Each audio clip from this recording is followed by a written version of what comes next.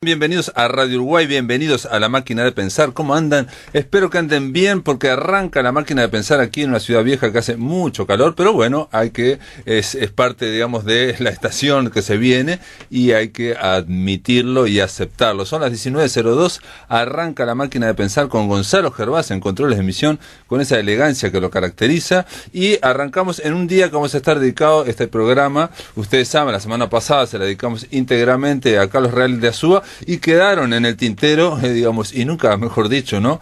Quedó mucha tela para cortar o quedó mucha tinta en el tintero para hablar sobre Carlos Real de Azúa, como dijera Susana Mayo, en un libro que hizo una tesis doctoral y que editó en 2011 en Banda Oriental, es un intelectual inacible. Bueno, la semana pasada intentamos hacer un perfil desde todo punto de vista y hoy vamos a continuar a ver porque, insisto, que quedaron algunos testimonios. El lunes, por ejemplo, de esta semana, conversamos con Roberto Aprato sobre un área de Carlos Real de Azúa que no habíamos abordado demasiado, que es la parte literaria, la parte estrictamente de introducción a la estética literaria.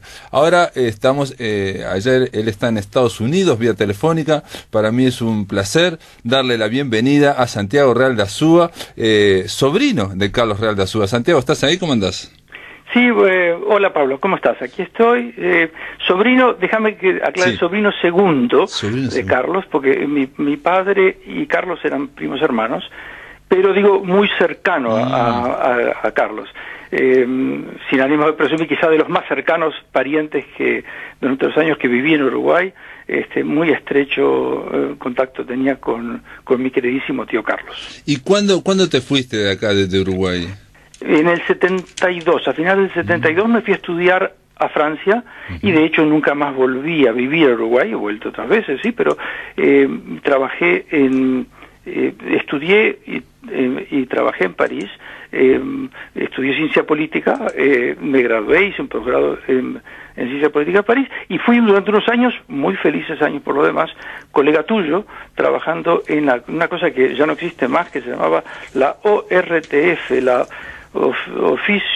Oficina de Radiodifusión Televisión de Francia, en las emisiones para América Latina, mientras estudiaba. Así que tengo un grato recuerdo de mis años de radio. De radio, muy bien. Sos un hombre de radio, entonces. Bueno, de algún modo todavía sí, te diría, y me formé. En el Uruguay crecí con el Sodre, del cual también mi tío Carlos era un ferviente aficionado. Y entonces para mí es emblemático el Sodre, las radios públicas en Francia, y después aquí también en los Estados Unidos.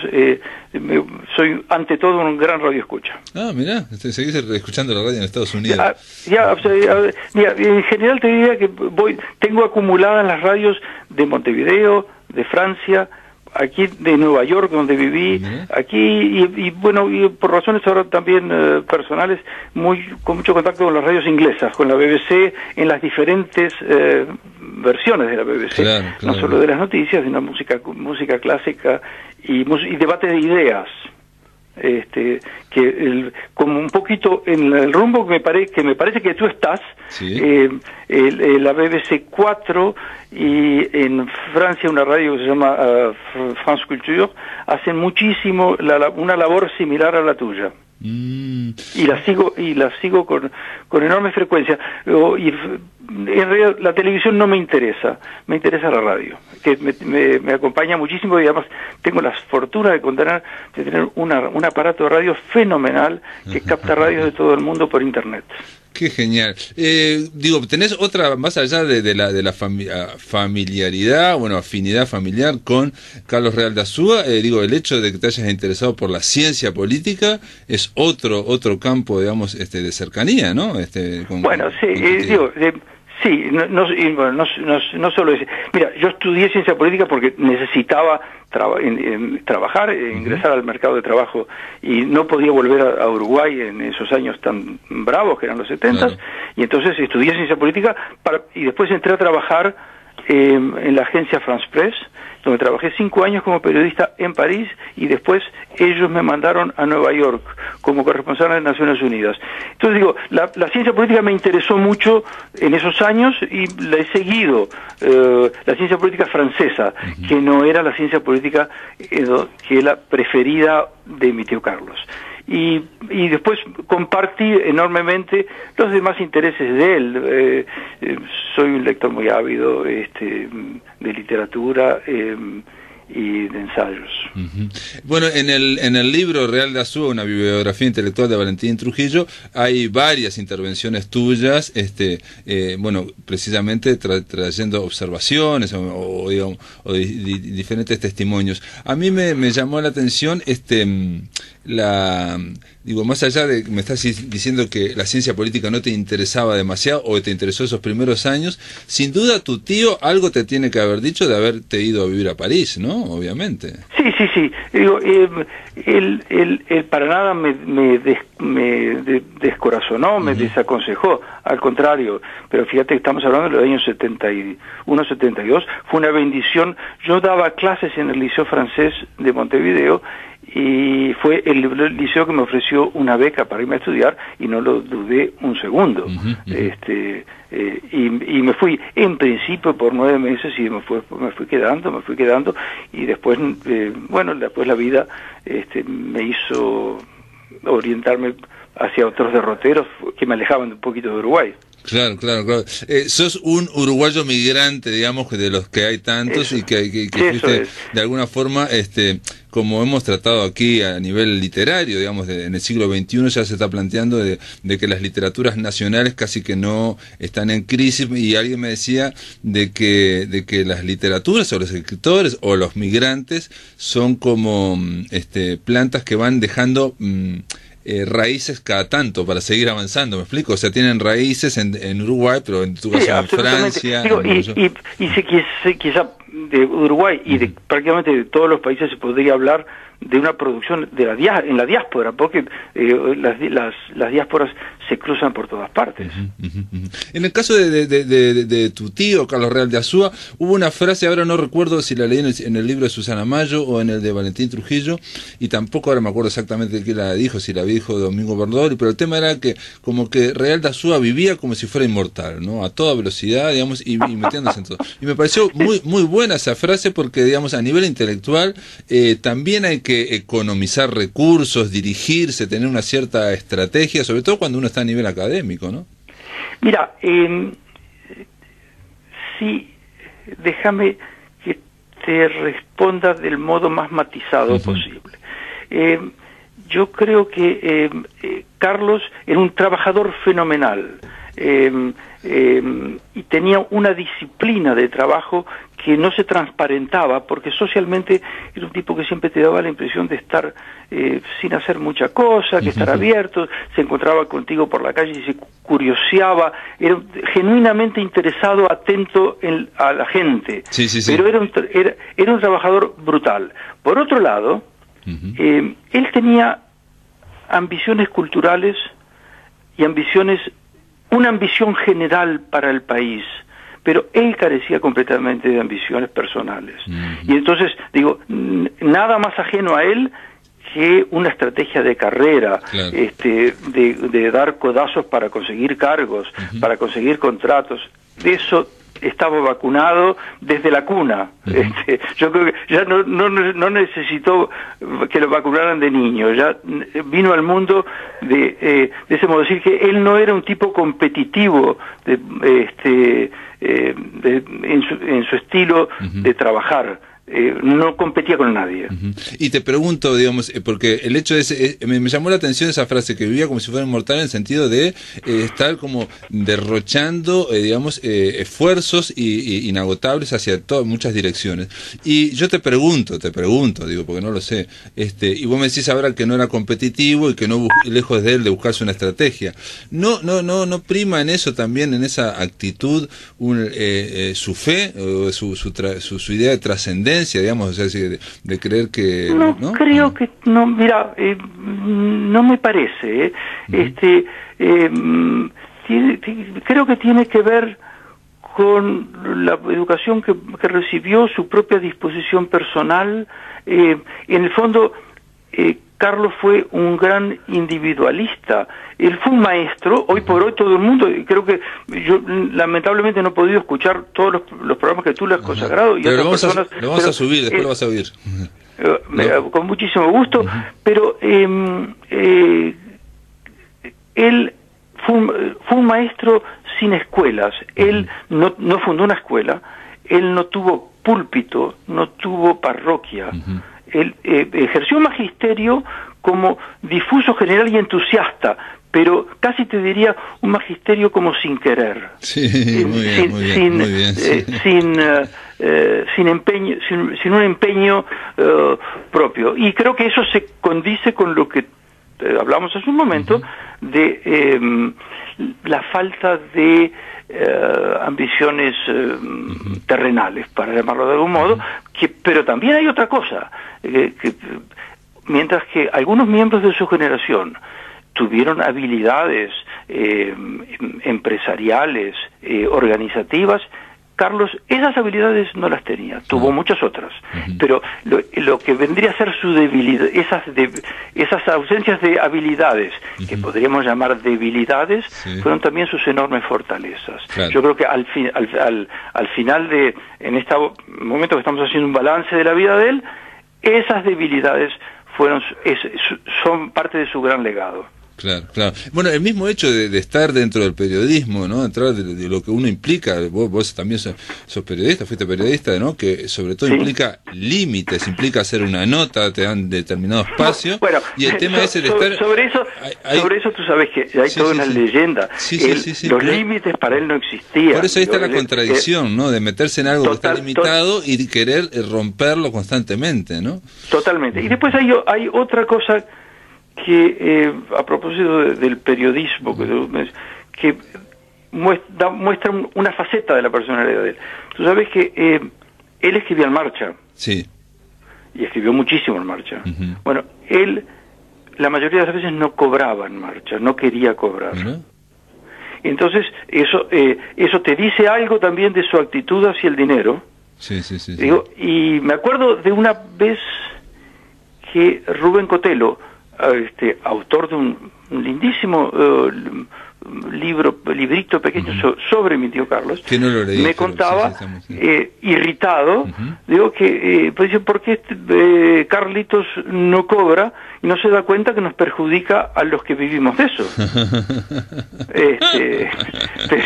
Pero es una faceta de su personalidad. Hay un texto que incluso en la biografía de Trujillo está transcripto y también está en Anáforas, en Lisa Bloch de Bear lo subió, pero lo subió el original, que se llama Mi Posición, texto de 1970. Es lindísimo, fenomenal. Es decir, ese texto cortito quizás sea el mejor retrato que se puede haber hecho de Carlos, y el que se lo hizo él mismo. Se lo hizo él, y entonces en un momento dice: mi simpatía por una sociedad armónica, disciplinada, trabajadora, modesta, sin privilegios ni abusos y con exclusión total del privilegio del dinero, ¿no? Eso es totalmente. Había en él un fondo austero,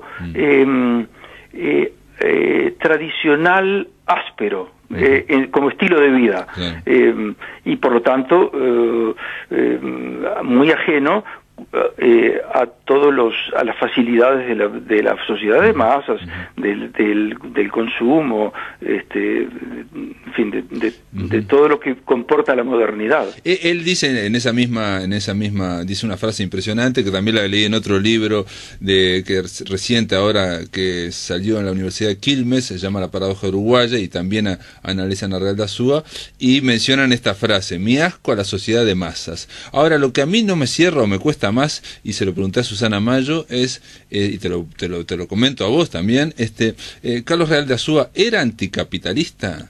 Porque dice en un momento, es una buena pregunta. Mira, Yo tengo para mí de que él nunca entendió el capitalismo, no sabe, digo, él en la práctica, en la vida práctica, yo creo que él nunca pasó de la caja de ahorro postal, no entendía bien cómo funcionaba el dinero en la sociedad moderna. Esa es siendo un tipo cultísimo, informadísimo, que sabía, sobre todo en los últimos 10 o 15 años de su vida, dotado de una buena formación económica, leyó economistas, pero de ahí a entender cómo funciona en términos reales, cotidianos, la economía capitalista, yo dudo mucho, pero en fin, todos somos contradictorios y bueno, esa sería una contradicción. Susana Mayo, cuando le dije esto me puso una cara, no salió claro en la radio, pero puso una cara como diciendo que ni una cosa ni la otra, porque ella lo que dice es que el pensamiento de Real de Azúa es tan vivo y tan contradictorio que es muy difícil de encasillar, de clasificar y menos de poner en etapas, me decía ella, y bueno, como que se oponía, aunque esas etapas se las puso el mismo Real de Azúa, que fueron las que siguieron también Valentín Trujillo en su biografía. Dice en otro momento, por ejemplo, mi inclinación revolucionaria por instinto conservador, de que solo la revolución puede invocar legítimamente las reservas humanas de trabajo, disciplina, fervor, sacrificio y austeridad. Totalmente, eso va muy en la línea de lo que Carlos pensaba y decía en los 70s, y a mí me dijo una frase que recogí una vez en alguna cosa que escribí sobre él, muy divertida, es que él tenía un humor fenomenal, descacharrante, y se lo aplicaba a sí mismo, como es el cabal sentido del humor, que empieza por la caridad, empieza por casa. Entonces un día me dijo, mira, yo creo que yo soy básicamente un conservador. Lo que pasa es que mi progresismo consiste en creer que queda muy poco por conservar. Mi progresismo consiste en que queda muy poco por conservar. En creer que queda muy poco por conservar. Es decir, que en la sociedad que se desmoronaba de los años 70, 71, 72, que fueron los años que yo todavía estaba allá, él decía, bueno, mira, aquí queda muy poco por conservar porque todo esto se viene abajo. Pero él tenía reflejos conservadores, pero reflejos conservadores no reaccionarios, no autoritarios, no antidemocráticos.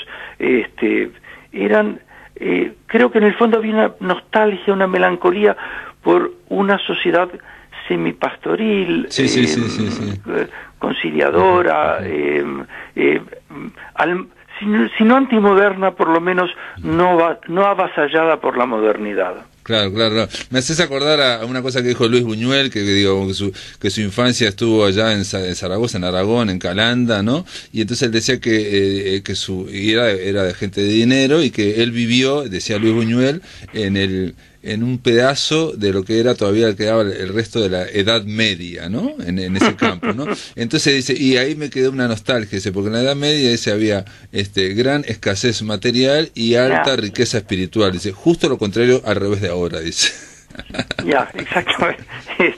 Exactamente. Ahora, yo te decía que tenía un fondo melancólico. Santiago, perdón, ¿te puedo hacer una breve interrupción? Vamos a una tanda y continuamos conversando, ¿te parece? Por supuesto. Amigos, después de la pausa seguimos conversando vía telefónica, él está allá en Estados Unidos, con Santiago Real de Azúa, sobrino de Carlos Real de Azúa. En el aire de Radio Uruguay, La Máquina de Pensar.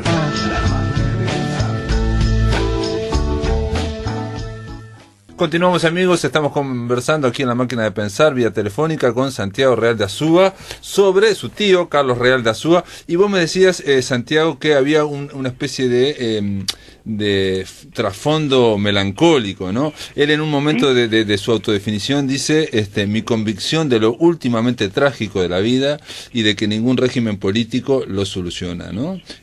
Absolutamente. Pero así como te decía que hay un fondo melancólico, nostálgico, creo que es bien importante para los escuchas que no lo conocieron, y que suelen ser hoy por hoy casi una bastante mayoría, señalar de que era una persona eminentemente cordial, era atento y era jovial, era un tipo alegre,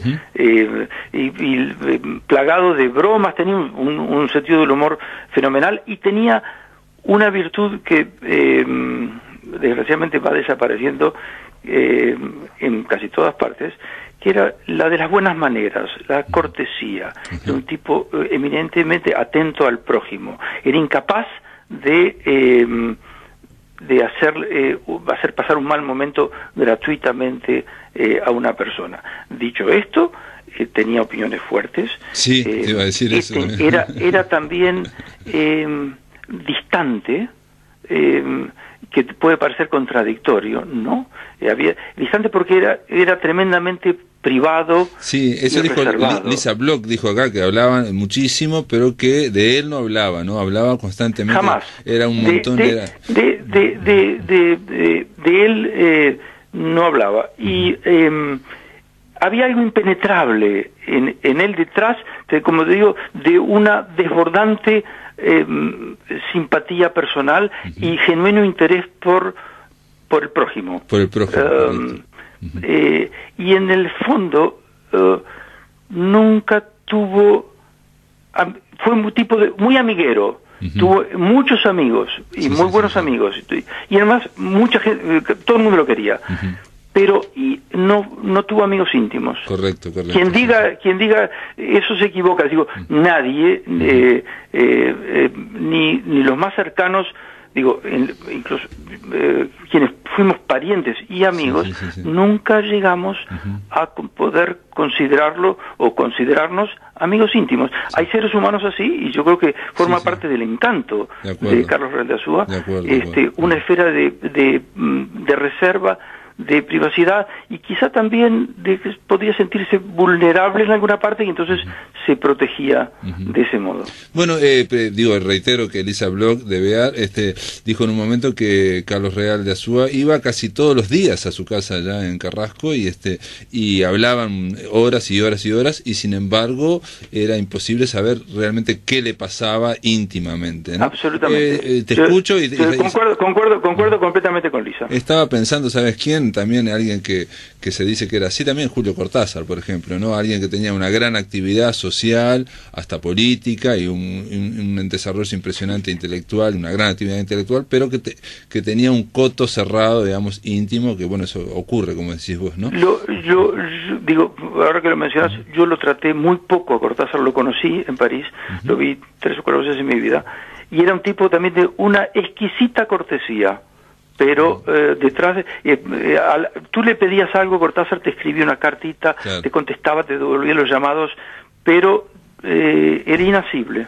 Exacto, sí. Bueno, ahí son paralelos, y bueno, y como decís vos, hay gente que es así. En el caso de él también es gracioso lo que me digas también, que era muy simpático y muy amable y muy cordial, ¿no? Amable en el sentido de alguien que se puede amar también, ¿no? Y sin embargo también así decía, escribía cosas muy tremendas, digamos, opiniones para lo que es Uruguay y para lo que es determinados, digamos, determinados pruritos que hay aquí en Uruguay, para, como esto es chico y una cuestión provinciana, nos conocemos todos, completamente, para no y después, lesionarlo. Y no solo escribía, era capaz de acideces en el diálogo, en la intimidad, había con los amigos en el radio corto, muy bravos, pero eran muy divertidos, pero él podría tener acidez, pero maldad no, maldad, eso no sabía lo que era. Pero por ejemplo, hay un detalle nomás mínimo, ahora acaban de darse los fallos del concurso de los premios anuales del MEC, y bueno, hubo gente que me comentó algo, y yo digo, yo acabo de leer la biografía intelectual de Real de Azúa, y hay un artículo de cuando él fue jurado en un concurso literario en 1959, ¿no? Que, digo, lo tengo que buscar porque el artículo se llama, mirá el título que tiene ese artículo, dice: Limosnas a buenos, regulares y malos, ¿no?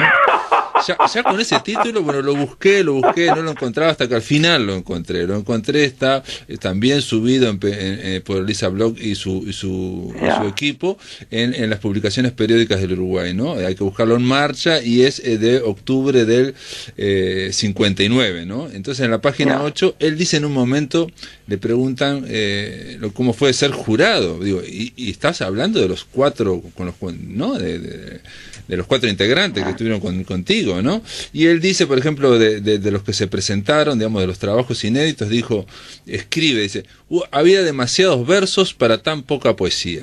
Él era jurado de poesía, ¿no?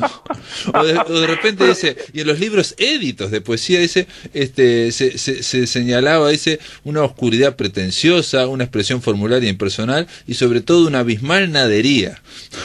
Genial. Y una cosa brillante, pero digamos, vos sos jurado, estás en un tribunal, digamos, no decís lo que votó, y él escribe lo que votó y que no fue, no ganó, digamos, no fue galardonado, dice, ¿no? Y publica, dice que votó, y dice que hay un libro que no salió premiado y que se llama En el Tiempo, y ¿sabes qué libro es? Es el primer libro de Circe Maya. Él está señalando ahí que no fue premiado. Mira tú, no sabía. Y no, bueno, normal. No sé. Pero digo, no, con esto te quiero decir que decir estas cosas en público es como romper muchos entendidos. ¿Me explico? Él tenía una cosa también de enfant terrible, también de excéntrico. Claro. ¿Aló? Sí, de escandalizar al burgués. De un poquito, de niño mimado que podía permitirse ciertos lujos que otros no. Claro. Y él era no era arrogante, no era vanidoso, pero era muy seguro de sí mismo. Y después sabía quién era. Él no necesitaba de la aprobación del prójimo para pararse en el mundo. No digo que no quisiera, no se nutriera del prójimo, pero él tenía una concepción muy clara de su propia identidad y en el fondo también de su propio valor. Claro. Era discreto eso, no era, era ajeno a cualquier arrogancia, pero él sabía que contaba, y también conocía las limitaciones, sobre todo, más que sus propios valores, era muy consciente de las debilidades de los demás.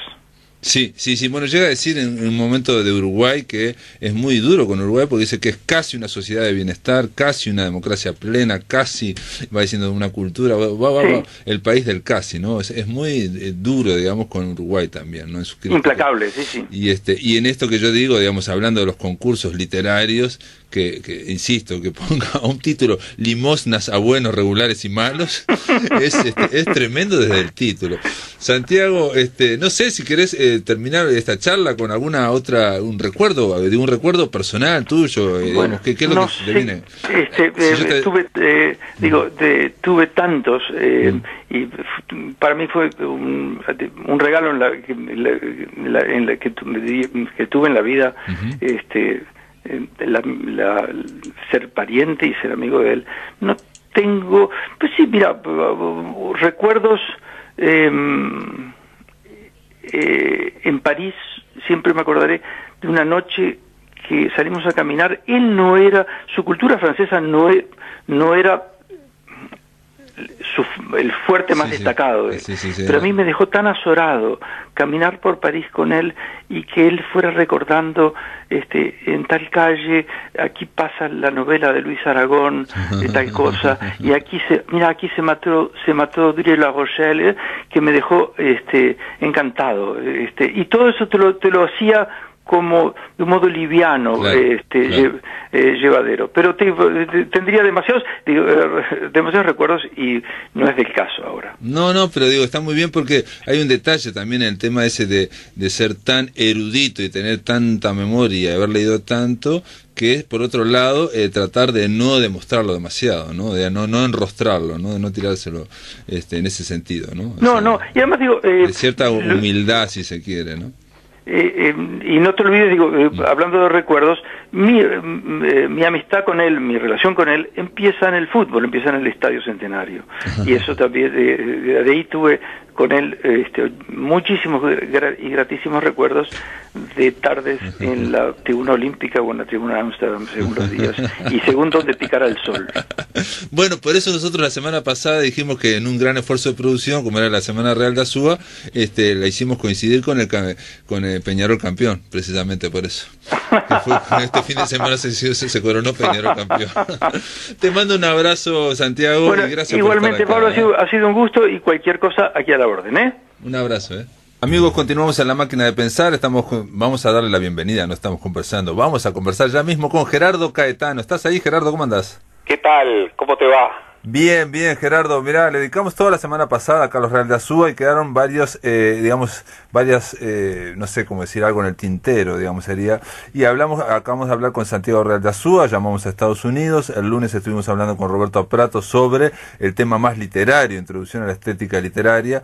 Y bueno, y con vos, de alguna forma, era para llamarte, para hablar de este fundador de la ciencia política. Y te puedo hacer una pregunta ya de entrada, ¿sí? Que le he dicho varias. ¿Cómo no? ¿Real de Azúa era anticapitalista? Buena pregunta. Tú tienes que inscribir a Real de Azúa en su tiempo. Uh-huh. En su tiempo el anticapitalismo convergía en una propuesta socialista. Uh-huh. Había distintas formas de socialismo, pero también podría haber reticencia a una idea capitalista liberal dentro de facciones, digamos, de ultraderecha, uh-huh. como, por ejemplo, el fascismo tenía... O el falangismo también, sí, ¿no? El falangismo. Entonces, uno podría decir, bueno, Real de Azúa tenía ciertas referencias en su pensamiento y en su trayectoria que lo hacían poco proclive a una reivindicación neta del capitalismo. Uh-huh. Era un católico muy, muy profundo. Uh-huh. Recordemos que la doctrina social de la Iglesia siempre ha planteado reparos y críticas respecto a la lógica del capitalismo liberal. Uh-huh, sí. Era un hombre que tuvo de alguna manera simpatías con el falangismo.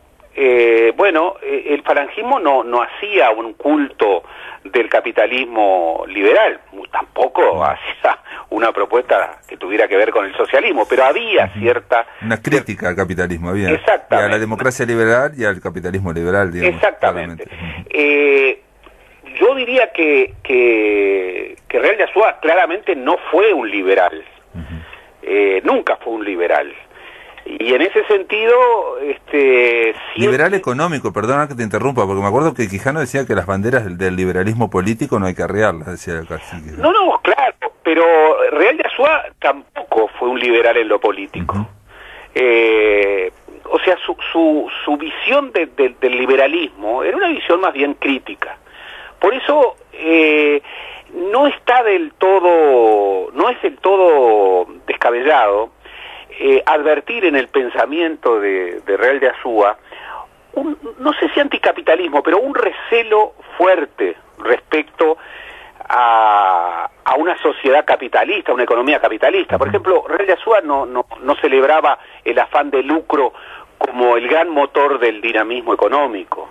Real de Azúa tampoco era un fan de la iniciativa privada. Real de Azúa tenía...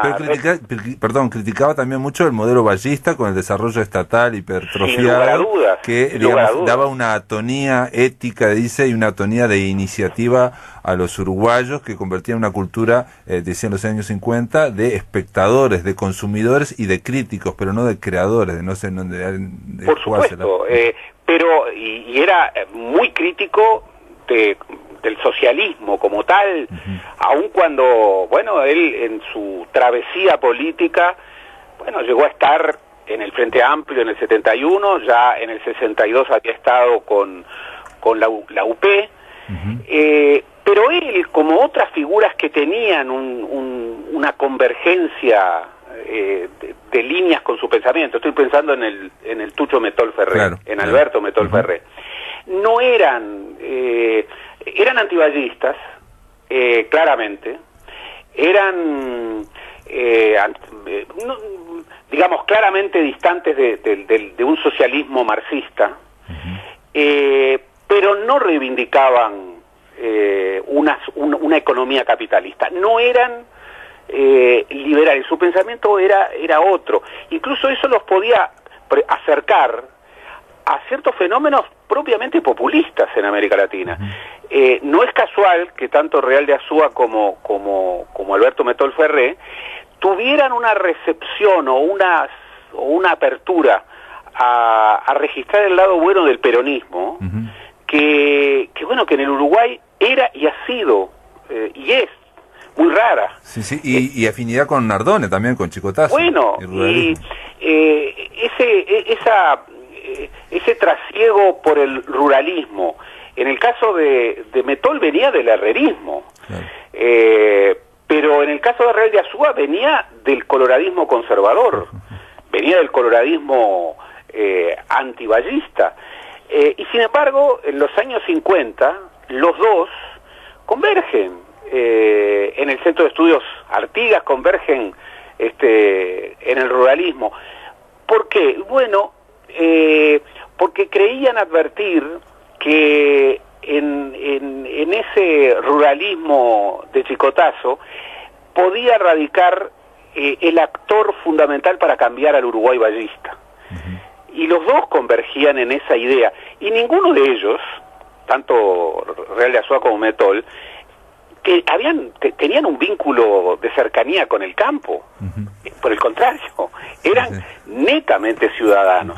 En la biografía de Trujillo, de Valentín Trujillo, dice una frase extraordinaria, Chicotazo, Nardone, ¿no? Porque los reúnen en el CX4 en la rural, ¿no? En la radio rural, y les dice: yo no sé hablar, no puedo hablar, pero los puedo invitar a un cabildo abierto en el interior. Y los llevan al campo y ellos quedan fascinados. Ya con absolutamente eso, fascinados. Willyman, todos quedan fascinados y todos se ponen a trabajar para Nardone, y cuando llega al poder Nardone, digamos, a los 6 meses se separan todos también. Claro, el propio Nardone, que impostaba una voz, un personaje rural, él era hijo de un inmigrante italiano y había nacido en la Ciudad Vieja, era un hombre de profunda raigambre urbana, e incluso en su juventud había sido militante ballista. Luego, desde su acercamiento con los Bordaberry, hace esa conversión al ruralismo y construye de alguna manera ese personaje, claro, que era un alter ego, que es Chicotazo. Claro.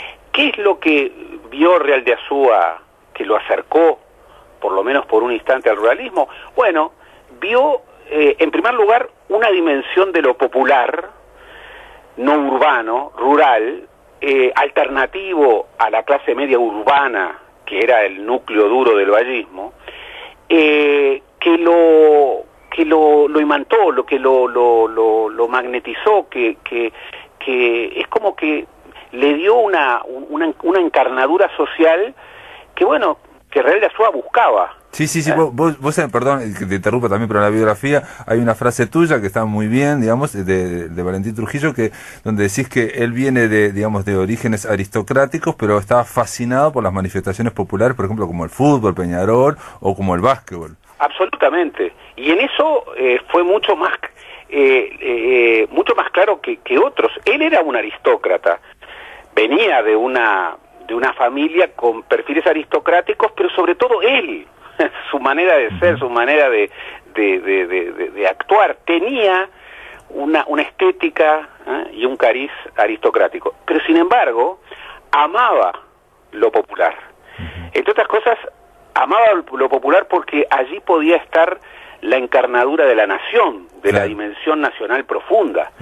Y entonces seguramente, así como se hizo hincha de Peñarol, y no cabe duda de que se hizo hincha de Peñarol justamente por esa encarnadura popular, así como le gustaba mucho el básquetbol, así como recorría mucho de la dimensión popular en sus grandes miradas históricas, bueno, su acercamiento al ruralismo tuvo mucho que ver con ese encuentro, con una dimensión popular que él desconocía. Y aparte, en ese momento, algo que ya habían, diagnosticado, tanto Carlos Quijano como Metol Ferré, bueno, el propio Real de Azúa, de que el Uruguay era una nave que iba hacia el colapso, ¿no? O sea, estaba en años 40, 50, donde estaba, digamos, todo estaba mandado por las lemas, sublemas, digamos, era una cuestión que estaba andando prácticamente sin rumbo o con un aparato formado, digamos, ¿no? Entonces la renovación, esa fuerza del interior que venía del ruralismo, bueno, se les ocurrió que podía renovar también, ¿no? Exactamente. Quijano se distanciaba del Tucho Metol y de Carlitos Real de Azúa porque era socialista y liberal. Era efectivamente un socialista liberal. ¿Quién? Quijano, sí es. Quijano. Ajá, Quijano, claro. Real de Azúa no era ni socialista ni liberal, y el Tucho Metol tampoco.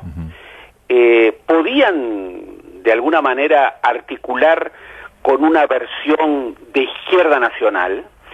Hay uno de los familiares que aparece recogido en el libro, de un testimonio de un familiar que creo que es Santiago Real de Azúa, pero sí, ahora no lo recuerdo, que cuando le pregunta a Valentín Trujillo en dónde ubicaría en el continuo derecha-izquierda a la Real de Azúa, dice sin dudar, y de manera muy enfática, y luego lo fundamenta bien, que para él, su tío, Carlitos Real de Azúa, siempre estuvo a la izquierda.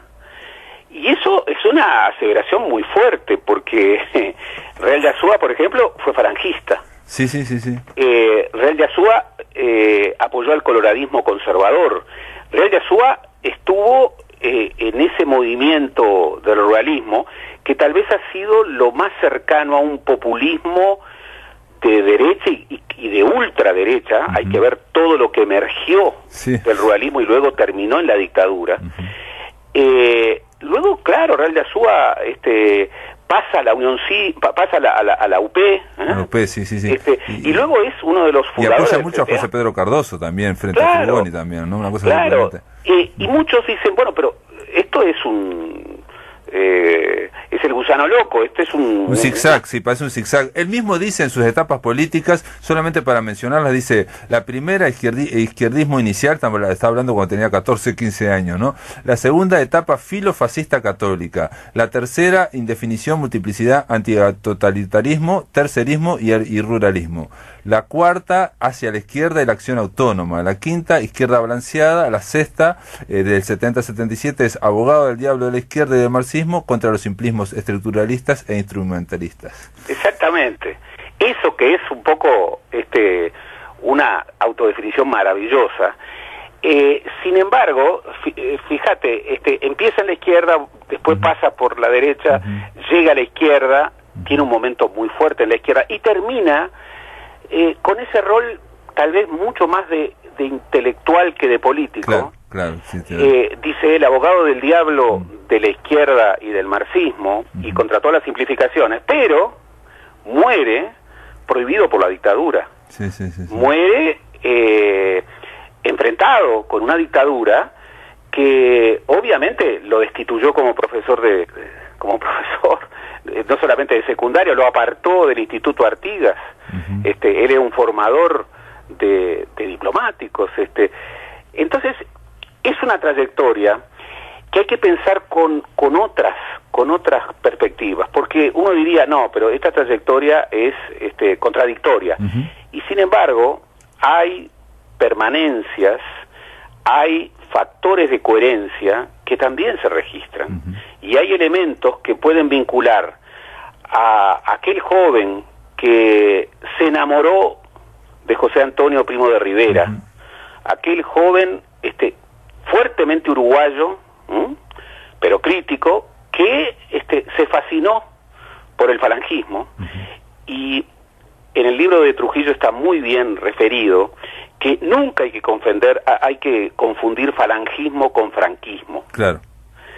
son dos cosas diferentes. Sí, sin duda. Sí, y el vínculo entre Franco y José Antonio Primo de Rivera es un vínculo que utilizó mucho Franco. Sí, Franco lo utilizó para su propia dictadura, para darle sustento ideológico, porque él era más que nada era un golpista, básicamente. Exactamente, pero hay muchas evidencias y hay libros de historia contemporáneos que han puesto de relieve, bueno, las diferencias de Franco en su momento con José Antonio Primo de Rivera vivo, y luego cómo Franco, bien seguida, en canonizar a José Antonio Primo de Rivera, pero justamente para utilizarlo en su búsqueda, que era una búsqueda netamente golpista. Franco no era un hombre de ideas. Sí, exacto, era más bien un autoritario que lo que buscó fue... Y José Antonio sí era un poeta, era un intelectual, digamos, igual estaba, cercano a los fascismos y al nazismo. Por supuesto. Hay una frase de Real de Azúa en la biografía que dice... con la derrota del nazismo se va a archivar el programa falangista. Bueno, tú fíjate, entonces, efectivamente, puede haber una tentación simplificadora en la que nunca hubiera incurrido Real de Azúa, pero cuya vida y cuyas ideas pueden generar ese atajo perezoso, de decir, bueno, en Real de Azúa había un antiliberalismo tan fuerte que bordeaba el fascismo. Es más, yo he escuchado a gente muy inteligente caer en esa tentación facilista. Yo no estoy para nada de acuerdo. Hay una frase final, digamos, en esta autodefinición, pero ya me quedan pocos minutos, en realidad ya me estamos pasando, pero te la quiero leer porque quizás es el meollo de todo esto que estamos hablando, y dice así: mi convicción de que los valores están condicionados por lo social, pero no están causados por lo social, que admiten distinta versión, distinta encarnación histórica. ¿Esto qué quiere decir? Que él no está basándose en que los valores sean solo una construcción social, como se maneja constantemente, sino está hablando de una trascendencia ahí. Absolutamente, y además ahí estaba el núcleo de no solamente de sus definiciones políticas e ideológicas, estaba el núcleo de sus definiciones humanas, personales, más personales. De acuerdo, es decir, él siempre tiene una idea de trascendencia que puede hacer converger en la nación. Hay un texto autobiográfico de Real de Azúa que termina diciendo: nunca sentí a mi alrededor algo que se pareciera a una nación. Hablando del Uruguay. Sí. Pero en la misma autopercepción dice: pero soy un uruguayo viejo. O sea, vivía en esos pliegues y repliegues. Pero efectivamente hay algo que lo marca mucho. En más de una oportunidad él, y en esto también Metol, la gran crítica que le hacían al vallismo clásico era que es como que quitaba una moral de exigencias, que el vallismo como que sacaba al Uruguay de la historia, sacaba a la sociedad de la incertidumbre. Le daba toda seguridad. Exacto. Y ellos reivindicaban vivir a puro riesgo, una vida en donde los valores pudieran generar compromisos morales mucho más duros, mucho más firmes. Sí, exponerse, digamos, pensar, digamos, no ir a lo gris, a lo mesocrático, a lo mediano, sino exponerse, buscar lo individual. Gerardo Caetano, buscamos tiempo, pero se me terminó el tiempo. Ya ves, no. Pero lo que pasa es que empezaste con una pregunta fantástica. Sí. Quedaría para mucho. Esa pregunta se la hice a Susana Mayo, he repetido 4 veces ya a lo largo de la semana, y bueno, y realmente, digamos, Susana Mayo tampoco me miraba diciendo como que es muy difícil aprender el pensamiento constante, ¿no? de este hombre tan vivo en su pensamiento como era Carlos Real de Azúa, ¿no? Absolutamente. Te mando un abrazo y gracias por estar acá. Bueno, la próxima vez si podemos hablar más en estudio, capaz podemos conversar más de Real de Azúa. Claro que sí, eso es un tema fascinante e interminable, porque tiene una vigencia gigantesca y todavía nos ayuda a pensar. Un gran abrazo para ti y para la audiencia. Gracias, Gerardo Catano. Amigos, mañana el viernes La Máquina de Pensar va a estar en la Feria Ideas Más, así que si quieren ir a vernos, vamos a estar conversando con Enrique Aguerre, director del Museo Nacional de Artes Visuales, y con Pedro Peralta sobre la exposición Lacy Duarte. Esto es todo, amigos, que lo pasen muy, pero muy bien.